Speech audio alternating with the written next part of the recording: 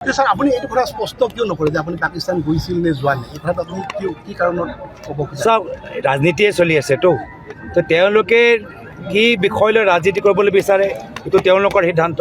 আমি ৰাজনীতি আহিছোঁ ৰাইজৰ হৈ, কোনো ব্যক্তিগত স্বাৰ্থ নহয়, কোনো ব্যক্তিগত উন্নয়ন কাৰণে নহয়।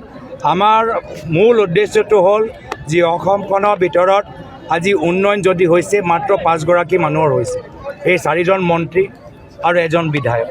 তাৰ বাহিৰে তলত যদি চাই না জল জীৱন আঁচনি কাম কৰিছে, না চৰকাৰী স্কুলৰ অৱস্থা ভাল, না আমাৰ গৰাখহনীয়া সমস্যাটো সমাধান কৰিব পাৰিছে, না আমাৰ উদ্যোগ চলি আছে।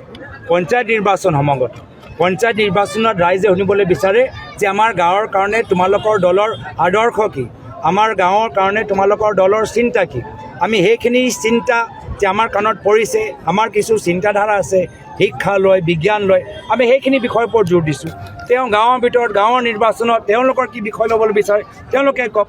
আজি পাকিস্তানে আমাৰ ওপৰত তেওঁলোকে আক্ৰমণ কৰিছে, আমি বিচাৰোঁ যে পাকিস্তানক এটা ভাল প্ৰতিক্ৰিয়া দিয়ক, পাকিস্তানক এটা শক্তিশালী প্ৰতিক্ৰিয়া দিয়ক। যে তেওঁ নিজৰ গোটেই শক্তিটো আমাৰ বিৰোধী দলৰ ওপৰত ব্যৱহাৰ কৰিছে, আমাৰ ওপৰত ব্যৱহাৰ কৰি আজি সময়ত পাকিস্তানক আজি তেওঁলোকে এটা শুদ্ধ প্ৰতিক্ৰিয়াটো দিব লাগিছিল মই ভাবোঁ। এইটো ৰাজনীতি ৰাজনীতি আৰু